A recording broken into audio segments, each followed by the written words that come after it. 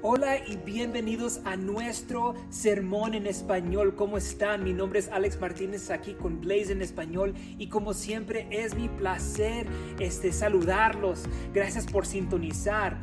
Ahora, si usted quiere conectarse con nosotros nos gustaría conectarnos con ustedes, así que ahí en la pantalla van a ver un número de teléfono y un correo electrónico si se quieren conectar con nosotros. Cualquier necesidad que usted tenga, nos gustaría poder ayudarlo. Si tiene alguna pregunta sobre un mensaje, si quiere descubrir más sobre este ministerio, me gustaría poder hablar con usted. Así que con eso, que disfruten del mensaje, que sea de bendición para usted y para su familia, y que Dios les bendiga grandemente. Bienvenidos a nuestro estudio, hermanos y hermanas. ¿Cómo están? Para los que no me conocen, yo soy Alex Martínez y yo estoy aquí con Blaze en español, y como siempre es mi privilegio de poder saludarlos. Qué bueno que están con nosotros el día de hoy. Ahora, hoy tenemos un anuncio muy emocionante para ustedes. Ya por fin acabamos con nuestro estudio del libro de Apocalipsis, y hoy nuevamente empezamos un estudio nuevo, completamente nuevo. Vamos a estudiar juntos el libro de Jonás. Así que si tienen sus Biblias con ustedes, por favor, ábranlas a el libro de Jonás, que se encuentra en el Antiguo Testamento entre los libros que se llaman Obadías y Miqueas. Es un libro muy corto, 4 capítulos, no muy largo, pero creo que este estudio va a ser de bendición para nosotros como iglesia, y creo que nos va a ayudar a entender el llamado de Dios que nosotros tenemos como cristianos, el llamado que Él nos ha dado a cada uno de nosotros. Porque aquí está la situación. Para los que han estado con nosotros por los últimos 2 años, hemos estado tomando nuestros sermones en inglés y traduciéndolas a el lenguaje de español. Y por los últimos 2 años hemos hecho esto con nuestro estudio en el libro de Apocalipsis, si se acuerdan. Ahora, el libro de Apocalipsis, si queremos un resumen en una sola palabra de qué se trata el libro de Apocalipsis, sería esta: Jesucristo. Jesucristo. Y como se acuerdan, Apocalipsis capítulo 1 versículo 1 nos dice, Juan, el discípulo de Jesús, que Jesús amaba, él mismo nos dice de qué se trata ese libro: revelación de Jesucristo. El libro nos dirige en nuestras mentes y nuestros corazones a la verdad de quién Cristo es. Y como sabemos, al final de la palabra, lo que vemos en Apocalipsis capítulo 22 es que vemos este paraíso perfecto, donde nosotros como iglesia estamos con nuestro Dios, y ya no hay más lágrimas, sufrimiento, dolor, ya no va a haber más muerte. Estaremos con Dios mediante todo lo que hizo Jesucristo por nosotros. El libro de Apocalipsis nos dirige a la realidad de Cristo. La realidad de Cristo, y que Él un día vendrá de nuevo para coleccionar a su iglesia y llevársela a ella, la novia del Cordero, y estaremos con nuestro Dios por siempre y por siempre. Y esto nos debe de motivar, nos debe de activar como cristianos, ¿verdad? Porque Cristo viene. Así termina el libro. Cristo viene y nos llevará, y estaremos con Él por siempre. Pero entonces, ¿qué hacemos durante este tiempo de espera? Y aquí está la situación. Si nosotros entendemos que Jesús viene por su iglesia, nos debe de dar aún una urgencia dentro de nosotros para predicar la palabra a todo el que pueda escucharla. Nosotros como iglesia tenemos un llamamiento sobre nuestras vidas, y no tiene que ser un llamamiento milagroso, no tiene que ser que escuchemos una voz del cielo como trueno, como Juan, ¿verdad? Tenemos que simplemente leer las escrituras, Mateo capítulo 28, donde Jesús nos da una comisión. un mandamiento. ¿Y cuál es esa? ¿Se acuerdan? En Mateo capítulo 28, Jesús dice así: toda autoridad en el cielo y la tierra lo tengo. Así que vayan y hagan discípulos de todas las naciones, bautizándolos en el nombre del Padre, del Hijo, del Espíritu Santo. Básicamente, en términos muy cortos, predica el evangelio, predica las buenas nuevas de mí, para que todo el que escuche y crea tenga vida eterna, para que cuando yo venga la segunda vez, los lleve conmigo. Esto es la esperanza del evangelio. Estas son las buenas nuevas. Por eso es que la venida de Cristo nos debe de motivar a hacer exactamente lo que Dios nuestro Padre nos ha dado a hacer, y eso es predicar el evangelio. Así que el libro de Apocalipsis debe de ayudarnos a actuar. Nos debe de motivar a llevar la palabra, y no solamente llevarla en lo que decimos, pero en cómo vivimos, para que todo el que nos vea, como dice en Mateo capítulo 5, vea la luz de Cristo, lo que Cristo ha hecho en nuestras vidas, y crean en Él y den gloria a nuestro Padre que está en el cielo. No para dirigirlos a ellos, a nosotros. Nosotros no somos nada. Nada más porque yo predico la palabra de Dios no significa que yo soy el importante. El importante es Cristo. Y vamos a ver juntos cómo el libro de Jonás, Dios usa a este profeta para llevar su mensaje a una nación que nosotros conocemos como Nínive.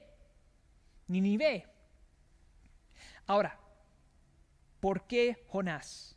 ¿Por qué el libro de Jonás? Muchos de nosotros que estamos familiarizados con el libro de Jonás, tal vez pensemos, pues es como para niños, Alex.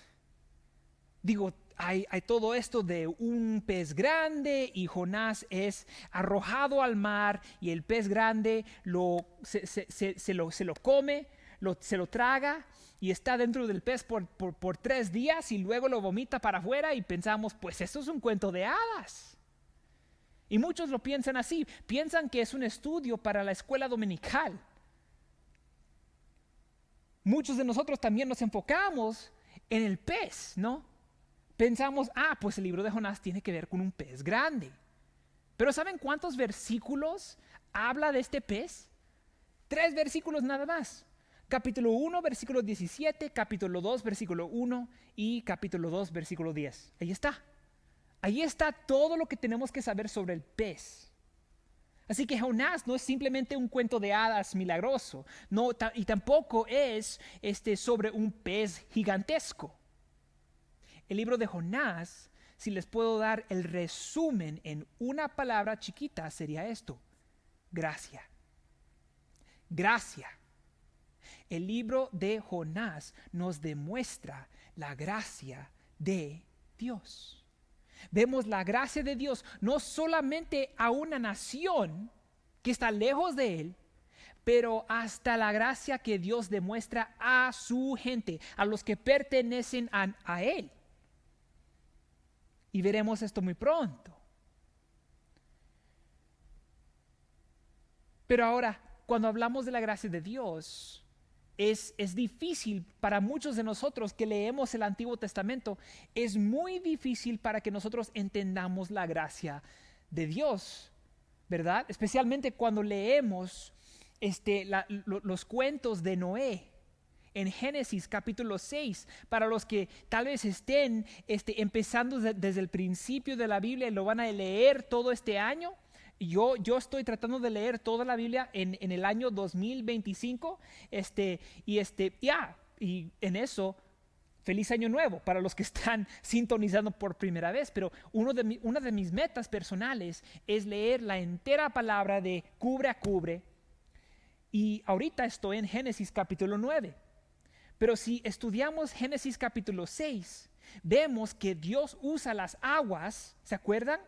Él inunda el mundo entero y se deshace de todo hombre, excepto Noé y su familia y los animales que él tiene en el arco, que él lleva en el arco ese, y todo lo demás de la humanidad, Dios los mata.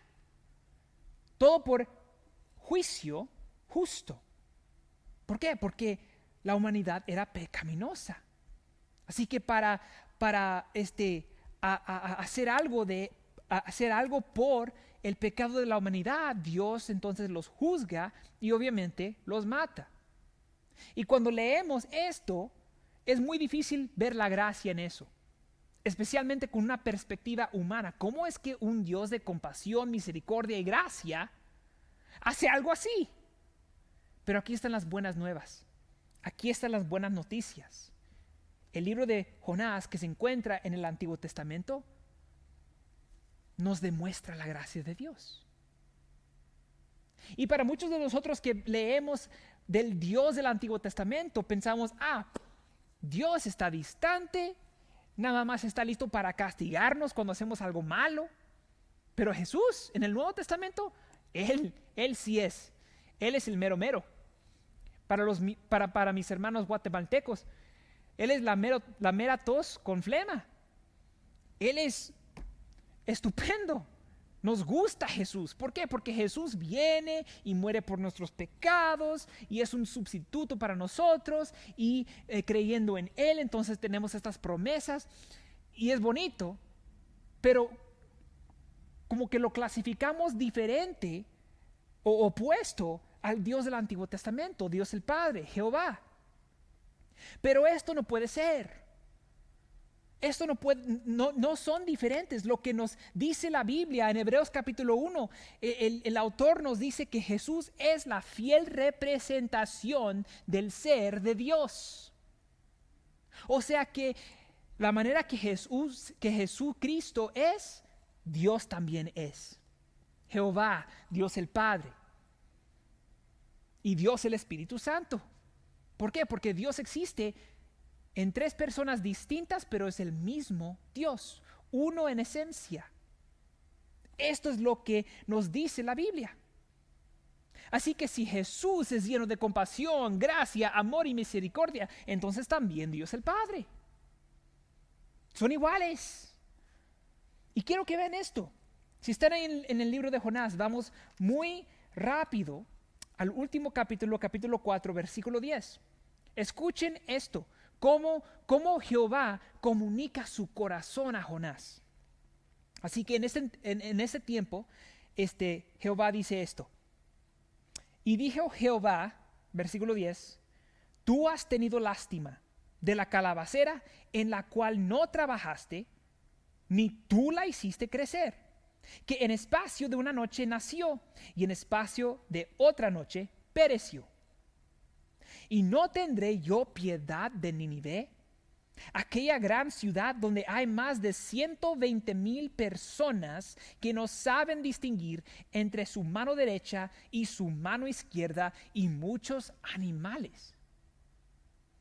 Ahora, para los que tal vez no conocen la historia de Jonás, lo que sabemos es que Dios le da un llamamiento muy específico. Le instruye a Jonás que vaya a esta ciudad, Nínive, donde hay literalmente los enemigos de Israel, y que les predique a ellos la palabra de Dios para que se arrepientan y volteen de su iniquidad y crean en Dios. Y Jonás, vamos a ver, le dice a Dios, pues no, me voy para Tarsis en vez, porque ellos son mis enemigos y ellos merecen la muerte. Así que yo me voy. Y se trató de escapar del llamamiento de Dios. Trató de escapar el llamamiento de Dios. Y no le fue muy bien.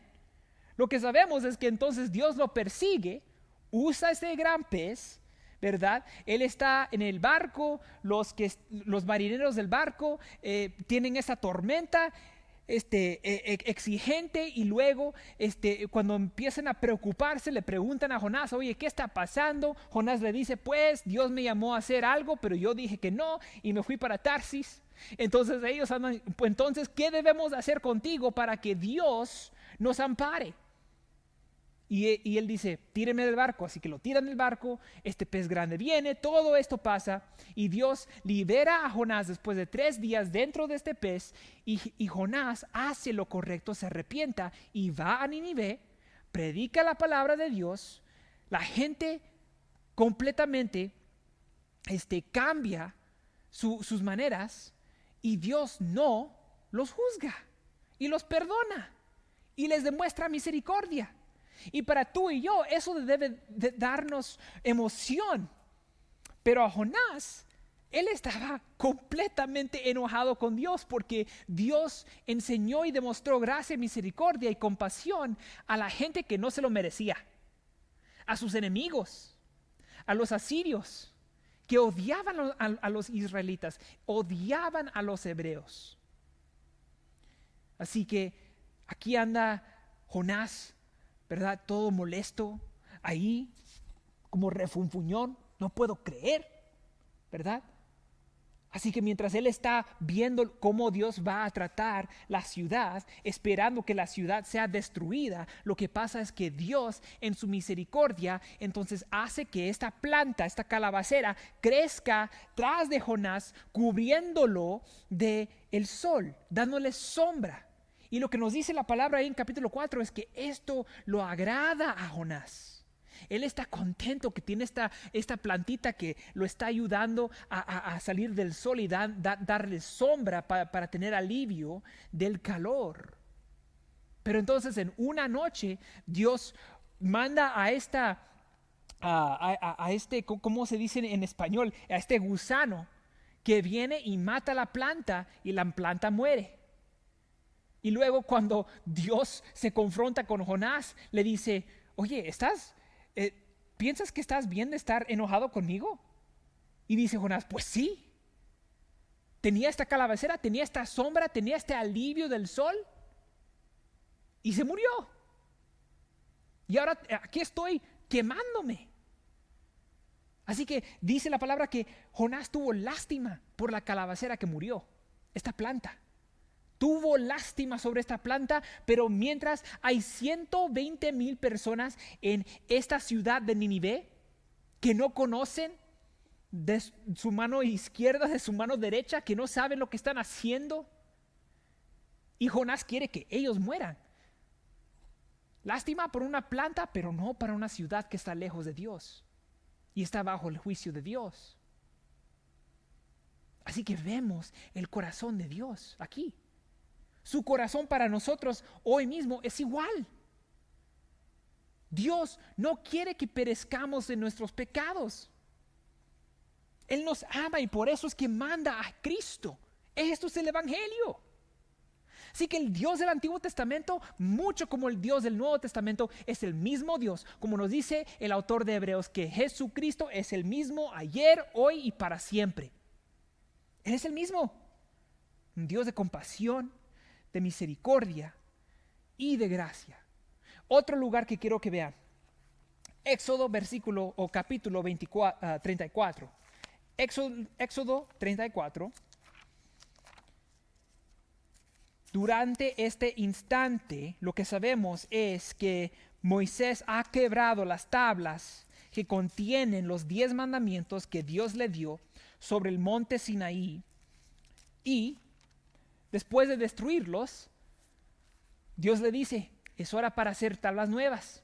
Así que le dice, vente para la cima del monte, y Moisés va ahí, y cuando está conversando con Dios, Dios le dice a Moisés, oye, cualquier cosa que tú quieras, pídemela y te la concederé. ¿Y qué le dice Moisés? Quiero verte. Quiero verte con mis propios ojos. Y Dios le dice, pues no me vas a poder ver cara a cara, porque si carne me mira, yo siendo santo, yo siendo puro, yo siendo perfecto, la carne no sobrevivirá. Así que le dice a Moisés, pero ¿sabes qué? Te enseñaré mis espaldas, te enseñaré mi espalda. Y lo que sabemos es que Moisés se mete en la peña del Horeb, ahí está metido, está esperando la presencia de Jehová. La presencia de Jehová desciende, cubre a Moisés, pone su espalda ante él y después quita su mano y Moisés ve la espalda de Dios. Y tiene este encuentro extremadamente fascinante. Pero cuando Dios se identifica, miren lo que él le dice a su siervo Moisés en versículo 6 del capítulo 34 en Éxodo. Dice, y pasando Jehová por delante de él, proclamó, Jehová, Jehová, fuerte, misericordioso y piadoso, tardo para la ira y grande en misericordia y verdad. Dios mismo en el Antiguo Testamento se identifica como un Dios misericordioso y lento a la ira. Así que vemos el mismo corazón de Jesucristo en los evangelios. Vemos lo mismo comunicado. Dios es un Dios de gracia, compasión y misericordia. Y último, lo que quiero que aprendamos juntos y que nos acordemos juntos es que en el libro de Jonás vemos a este profeta que trae a un mensaje a una gente que no conoce nada de Dios, son gentiles. Y vamos a cubrir esto en nuestro estudio formal, pero antes de meternos ahí, aquí está el tema grande que quiero que todos aceptemos. El evangelio de Jesucristo es para todos. Así que nosotros como cristianos debemos de predicarla a todos. Aunque no lo acepten, el evangelio es para todos.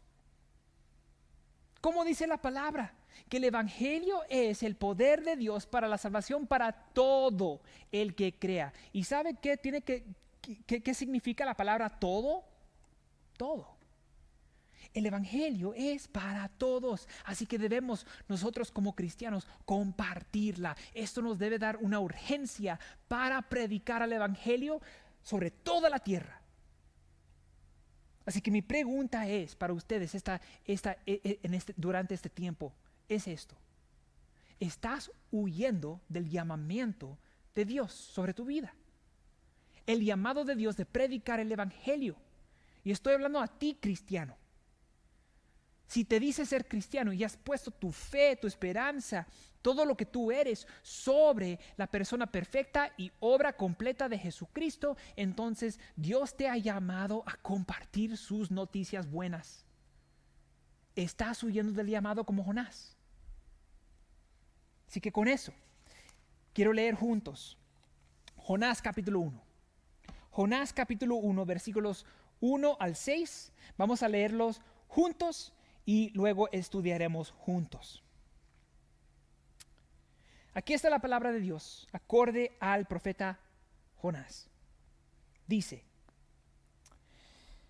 vino palabra de Jehová a Jonás, hijo de Amitai, diciendo: levántate y ve a Nínive, aquella gran ciudad, y pregona contra ella, porque su maldad ha subido hasta mí.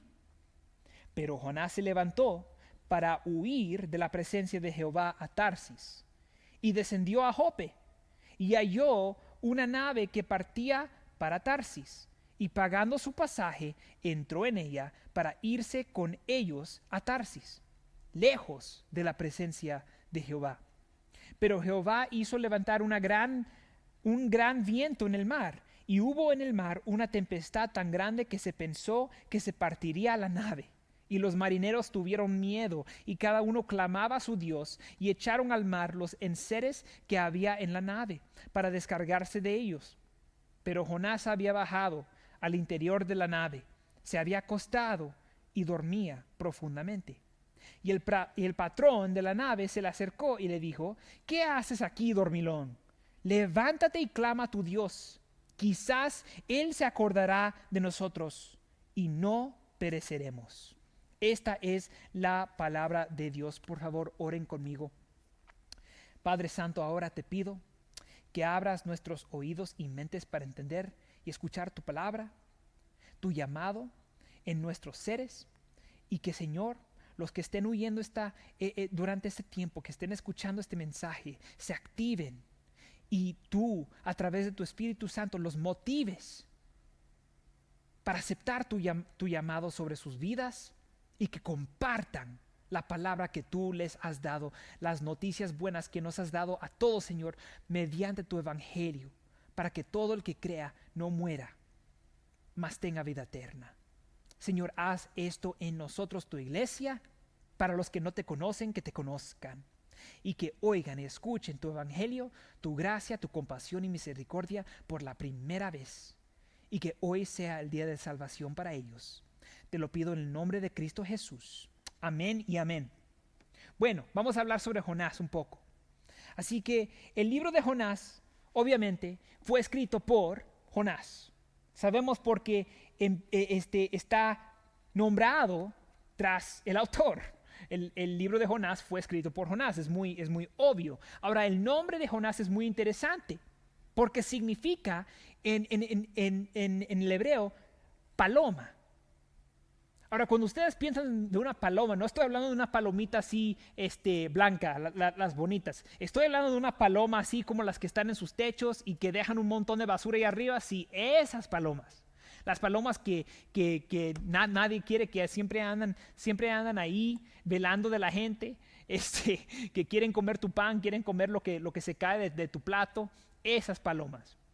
Y esas palomas, ustedes saben, siempre andan volando para atrás y para adelante.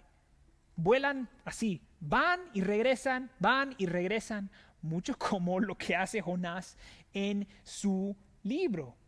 ¿Verdad? Que él se fue y entonces Dios lo persigue y él regresa. Así que Jonás significa paloma. Él va y viene, ¿verdad? Nuevamente, Jonás es un libro de profecía. O sea que si tomas el Antiguo Testamento, puedes dividir los libros en categorías. Hay unas que se categorizan como libros de historia, ¿verdad? Libros históricos. Tenemos también libros poéticos como los Salmos o los Cántares o Eclesiastés, que están escritas de una manera poética. Pero también hay una tercera categoría que nosotros llamamos los libros de profecía, o sea que fue escrito por un profeta. Y un profeta no es una persona mágica que andan diciendo un montón de locuras. No. Cuando decimos profetas, estamos hablando de una persona que escuchó directamente de Dios. El origen de su mensaje fue Dios, Jehová, Dios el Padre. Ustedes pueden usar cualquier título de esos. Escucharon el mensaje de Dios y Dios les mandó a llevar ese mensaje al pueblo de Israel. Ahora, lo que hace el libro de Jonás muy especial es que Dios le da un mensaje a Jonás para una nación que no pertenece a Israel, los ninivitas, los enemigos de Dios, y vamos a entrar en eso en un momento. Pero el libro de Jonás se considera un libro profético porque Jonás fue un profeta que escuchó de Dios y que llevó un mensaje a esta nación de Nínive, aunque también se nombra en otro lugar que vamos a estudiar juntos, donde Jonás lleva un mensaje a Israel. Así que Jonás es un profeta. Ahora, el libro de Jonás también se considera un libro de profecía menor, o sea, uno de los profetas menores. Se dividen los libros de profecía entre profetas mayores y profetas menores. Los profetas mayores no son profetas mejores o más especiales o más altas que los profetas menores. Cuando decimos mayores versus menores, es simplemente que hay mucho más contenido en los libros de los profetas mayores. Por ejemplo, Isaías, Jeremías, Ezequiel. Esos profetas tienen mucho que decir. Pero entonces tenemos estos profetas menores como Amos, Jonás, Daniel. Yo creo que Daniel se considera mayor. Obadías, Habacuc. estas personas, estos profetas, se consideran menores porque su contenido es muy chiquito. Y como sabemos, Jonás es un libro de 4 capítulos y se puede leer en como 10 minutos, si estamos leyendo bien. 10 minutos, así que les animo, vayan y estudien ustedes mismos, lean todo el libro de Jonás. Es un libro increíble. Así que la otra cosa que hace este libro muy especial es que Jonás se trata del profeta en vez del mensaje del profeta. Cuando nosotros leemos Isaías, por ejemplo, Isaías tiene un mensaje y lo importante del libro de Isaías es el mensaje mismo a Israel, ¿verdad? ¿Están conmigo? ¿Me entienden? Jonás tiene un mensaje muy simple. Vayan para capítulo 3, versículo 4. Ahí está el mensaje. Miren lo que dice. Y comenzó Jonás a entrar por la ciudad e hizo el recorrido de un día y predicaba diciendo, aquí está el mensaje, de aquí a 40 días Nínive será destruida. El fin. Jonás no tiene más que decir. Esto es lo que Dios le dijo a Jonás que llevara a Nínive, y eso es exactamente lo que él hizo. Hasta que puedes escuchar el juicio en la voz de Jonás, no. Porque él está entrando a una ciudad de sus enemigos y predicándoles un mensaje que Dios le dio para que dijera. Es interesante, ¿no? 40 días y Dios los destruirá.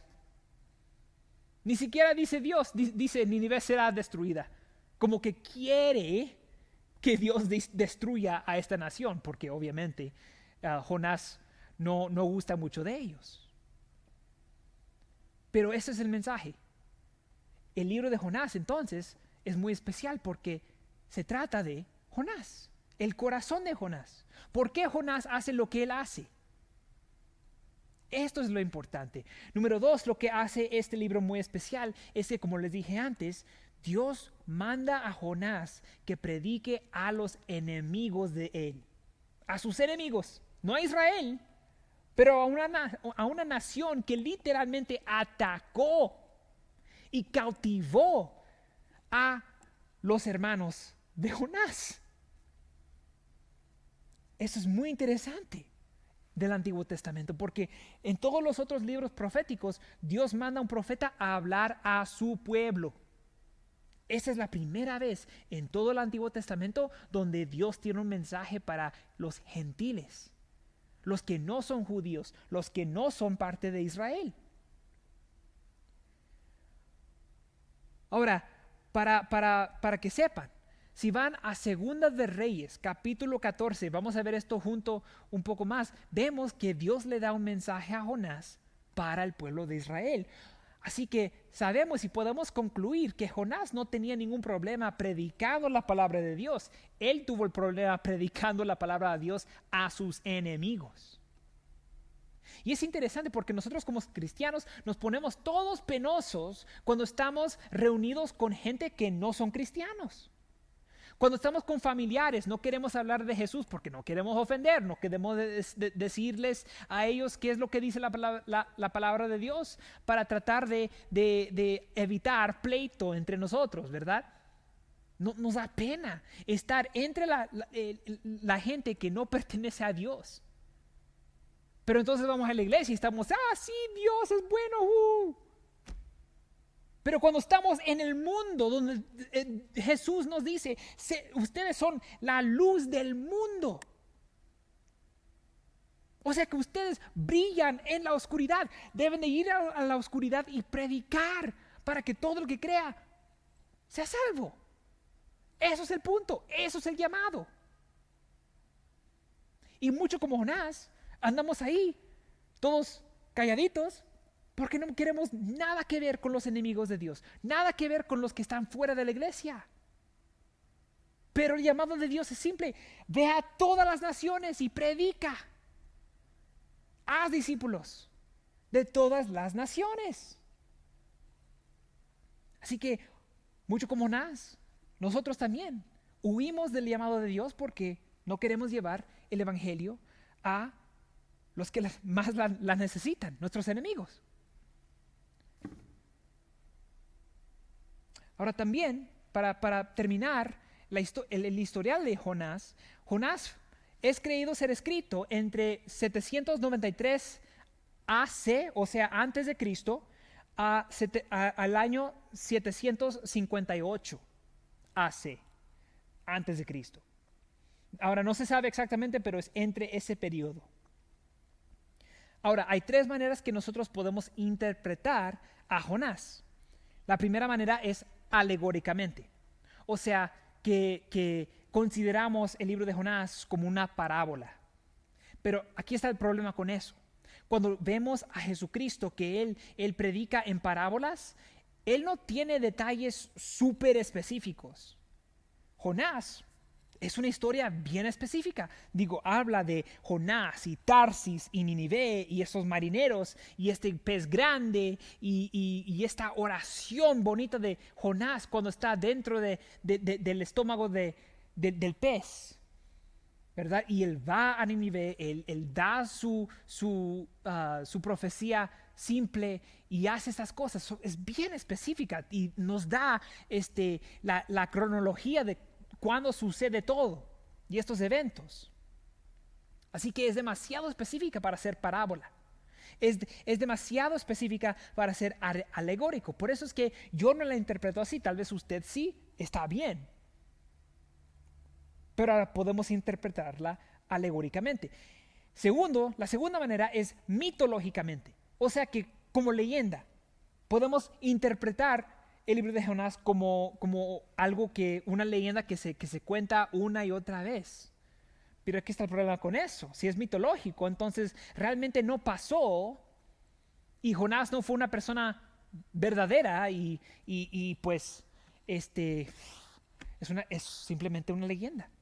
Y podemos aprender lecciones de la leyenda y lo que sea. Pero entonces, ¿cuál es la diferencia entre la mitología romana o griega y el libro de Jonás? Porque lo que creemos es que la palabra de Dios es verdadera y que todo en su contenido es verdad y pasó de verdad. Así que eso es la segunda manera, que tampoco la interpreto yo. Así que alegóricamente, segundo, mitológicamente, tercero, y la manera que yo lo interpreto, literalmente. Obviamente esto es la vista tradicional de Jonás. Que Jonás fue un hombre de verdad, que verdaderamente fue un profeta y verdaderamente fue llamado a ir y predicar a los enemigos de Dios y verdaderamente se metió en un barco y fue para el otro lado y tratando de huir de Dios y su llamado. Y les puedo probar que Jonás es una persona literal. Así que si tienen sus Biblias con ustedes, vayan para atrás en su Antiguo Testamento. Vamos a 2 de Reyes, capítulo 14, y quiero que vean esto. Capítulo 14, empezando en el versículo 23.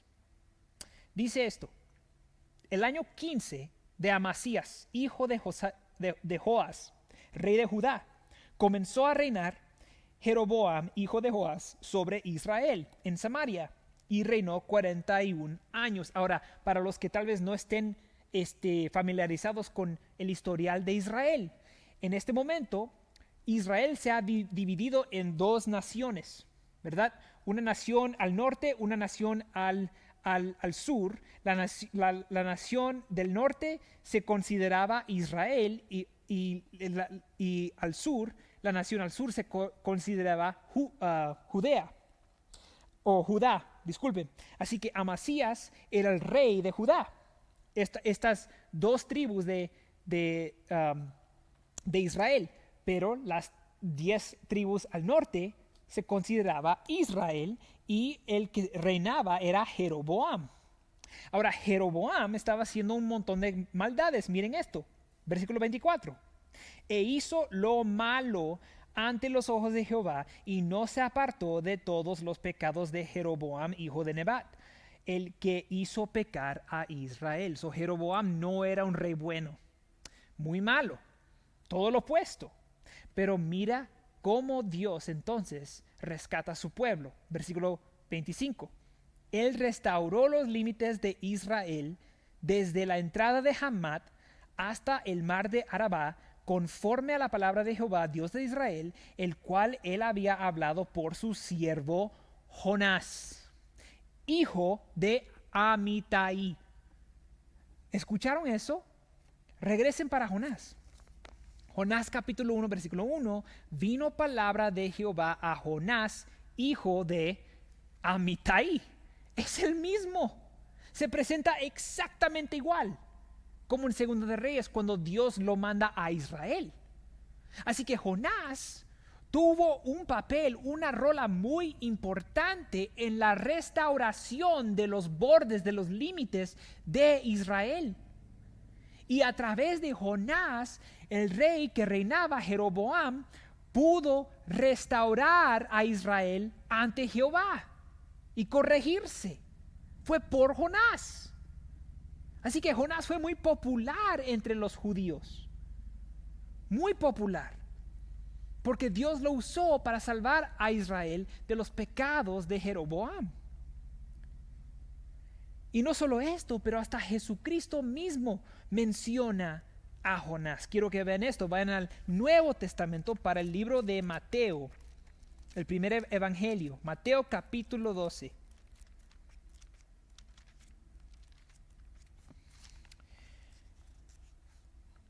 Empezando en el versículo 38. Escuchen lo que dice Jesús a los judíos. Entonces respondieron algunos de los escribas y de los fariseos, o sea, los judíos, diciendo: Maestro, queremos ver una señal de parte tuya. Aquí vienen los incrédulos y una vez más están tratando de tentar a Jesús para que les dé una señal para que sepan si es el Cristo o no. Y versículo 39 dice: Él respondió y les dijo: Esta generación mala y adúltera demanda una señal, pero no le será dada otra señal que la señal del profeta Jonás. Porque como estuvo Jonás en el vientre del gran pez 3 días y 3 noches, así estará el Hijo del Hombre en el corazón de la tierra 3 días y 3 noches. Ahora, aquí está mi pregunta. ¿Resucitó Cristo? Pues sí. Y asimismo, él predice su resurrección usando el personaje de Jonás y lo que le pasó a él. Así que si Jesucristo realmente resucitó, entonces Jonás era una persona real y de verdad estuvo en el vientre de un gran pez. Estaba ahí en el estómago por 3 días, 3 noches y él salió. Y esto es lo que Jesús usa para predecir a estos judíos que él resucitará. Así que Jonás es una persona de verdad. Es una figura histórica de verdad. Él era un hombre actual. Él hizo esas cosas actualmente. Así que yo interpreto el libro de Jonás literalmente. Ahora, para darles un mapa de lo más importante, los temas o los tópicos más importantes de este libro, les doy estos versículos para que ustedes los anoten. Capítulo 1, versículo 3, vemos a Jonás huyendo de Jehová, del llamado de Dios.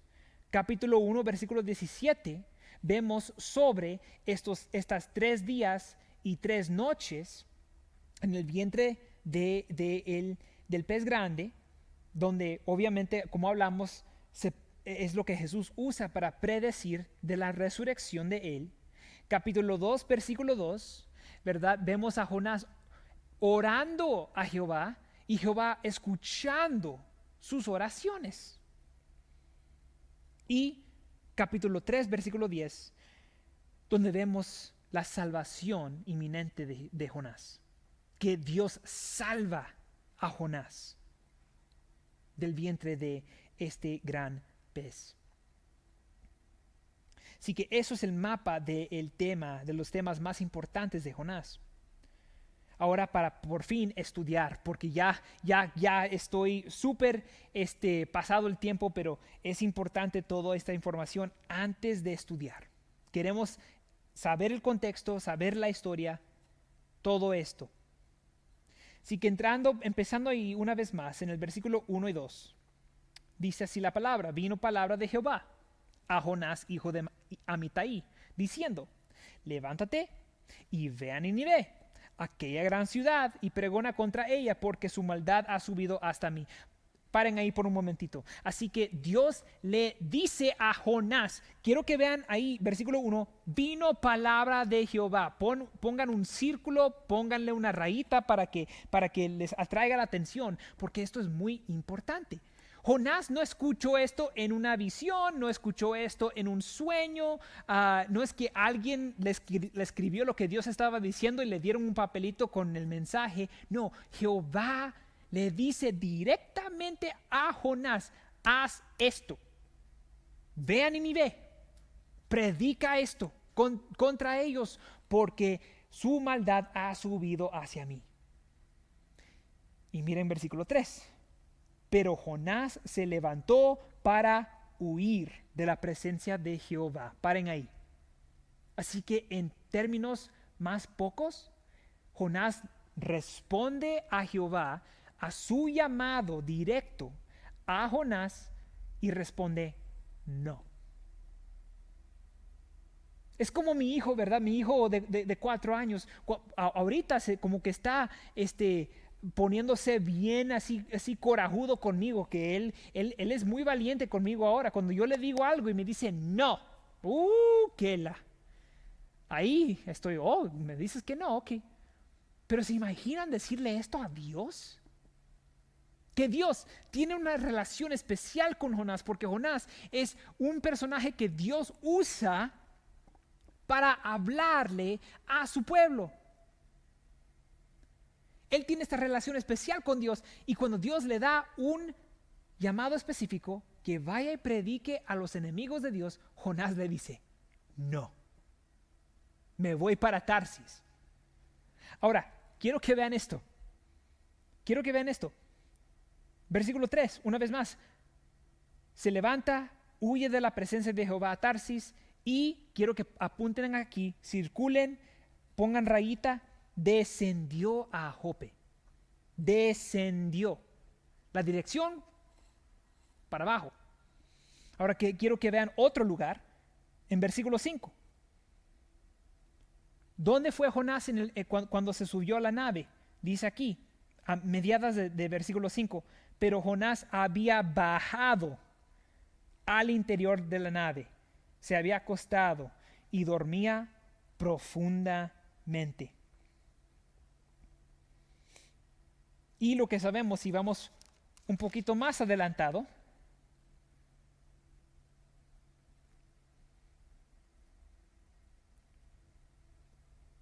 a ver,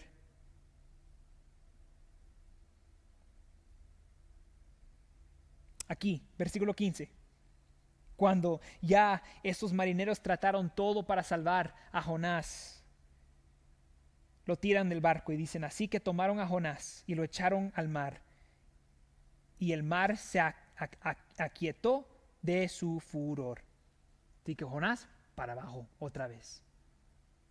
Y esa es la lección más importante, cristianos.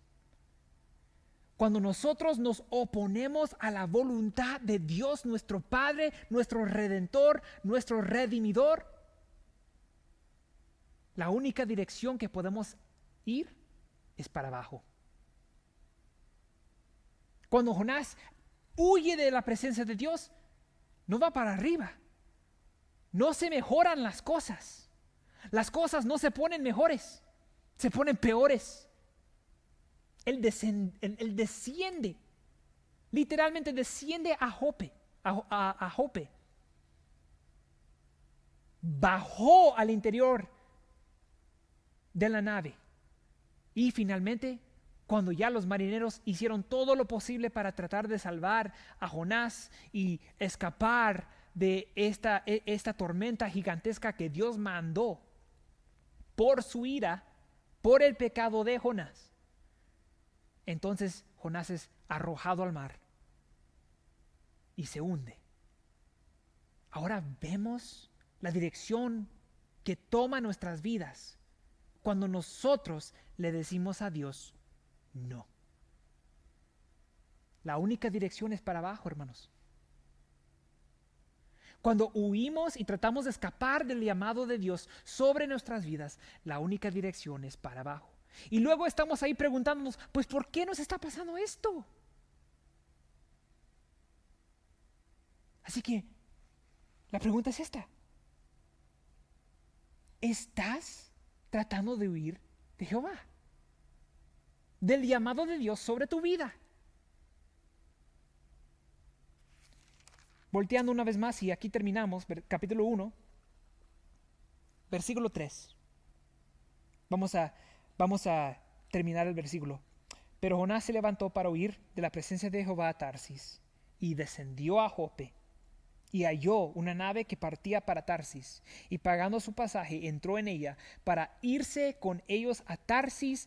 Y miren aquí, lejos de la presencia de Jehová. Ahora aquí está una pregunta. ¿Es esto posible? De huir lejos de la presencia de Jehová, de ir a un lugar donde Dios no puede ir. Pues no. Dios es omnipresente y es omnipotente y es omnisciente. Él está en todo lugar, todo el tiempo. Él es todopoderoso y lo conoce y lo sabe todo. No podemos escapar, no podemos estar lejos de Dios, no podemos ir a un lugar donde Dios no está. Así que, cristiano, una vez más, si tú estás tratando de huirte de la voluntad de Dios y estar en contra de la voluntad de Dios sobre tu vida, necesito que pares y realices que nunca podrás escaparlo. Esto no es posible. Ahora, esto fue el corazón de Jonás. Él quiso irse del corazón de Dios porque él sabía que lo que estaba en el corazón de Dios era ¿qué? Compasión, misericordia y gracia para sus enemigos. Y trató de huir. Y tal vez muchos de nosotros estamos aquí y nos llamamos cristianos, y toda nuestra vida, desde el comienzo de nuestra fe, hemos tratado de escapar el llamado de Dios sobre nuestras vidas. Y Dios tal vez nos está llamando a ir y predicarles a esa persona en tu trabajo, esa persona en tu escuela, esa persona en tu comunidad que no conoce nada de Dios y tal vez ni siquiera quiere ver nada con Él. Y Dios te ha puesto eso en tu corazón para ir y predicar, y tú estás todo penoso porque piensas, es imposible. ¿Sabes lo que dice la palabra sobre eso? Que nada es imposible para Dios, pero con el hombre sí es imposible. Y si Dios nos está guiando a algo, Él va a proveer la manera para poder hacer exactamente lo que Él nos ha llamado a hacer. ¿Por qué nos mandaría Dios a hacer algo que Él no pueda lograr? Y usé estas palabras específicas, porque muchos de nosotros pensamos, pues Dios no me va a llamar a algo que sea imposible para mí. Oh, ¿de veras? Pregúntale eso a Pablo. Pablo fue a predicar a los judíos, su propia gente, sobre el evangelio, y fue rechazado. Y después fue a los gentiles, donde estaban adorando a otros dioses locos, dioses falsos. A Listra fue y predica. Pueden leer esto en Hechos capítulo 16. Fue y predicó. ¿Y saben lo que le pasó a Pablo? Cuando estos empezaron a adorar a Pablo como si él fuera Dios, porque él dio un sermón pero perfecto. Luego empiezan a adorarlo a él como Dios, y Pablo les dice, no hagan eso. Somos hombres como ustedes.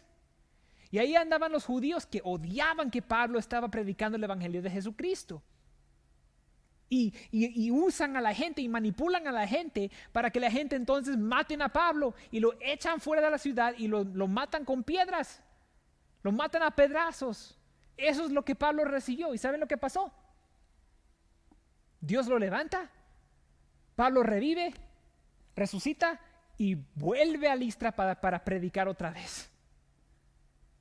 Hermanos, si eso le pasó a Pablo, ¿por qué somos exentos nosotros? Dios nos va a guiar a cosas que para nosotros es imposible. ¿Ustedes saben por qué? Porque entonces todo lo que tenemos para poder lograr esas cosas es depender de Dios, confiar en Jesucristo, no en nosotros, no en mí.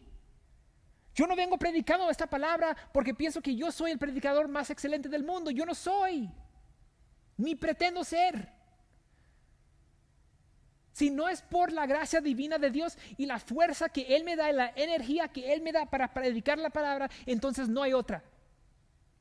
Esta nave no navega.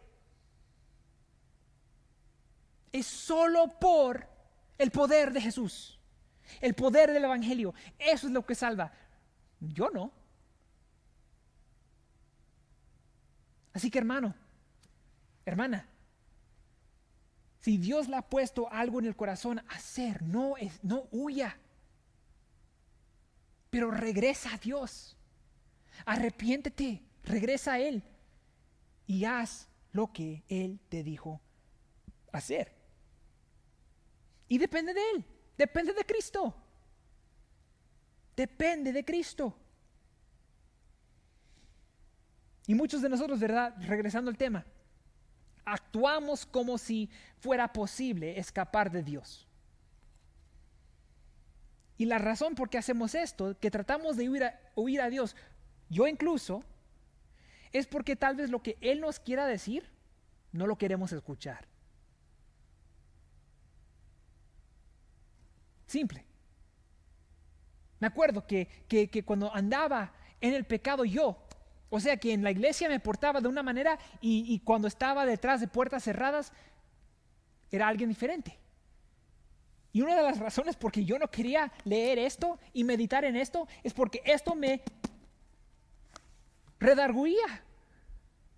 Porque entonces veo, ay, lo estoy haciendo mal. Y me da la convicción para voltear. Y tal vez eso pasa con ustedes. Tal vez eso pase contigo. Y estás huyendo de la palabra de Dios porque no quieres escuchar lo que Él te está diciendo. Otra razón que huimos de la voluntad de Dios es porque tal vez el llamado es muy difícil, pero como ya les dije, lo que es difícil para el hombre no es difícil para Dios. Si creemos Génesis capítulo 1, versículo 1, donde Dios creó los cielos y la tierra, ¿por qué es imposible creer que Dios puede hacer algo increíblemente asombroso por medio de su iglesia? Ya no huyas más. Regresa a Dios. Tráele a Él lo que tú llevas encima. Ríndeselo a Él. Y verás, Él proveerá. Y tal vez sea algo bien difícil.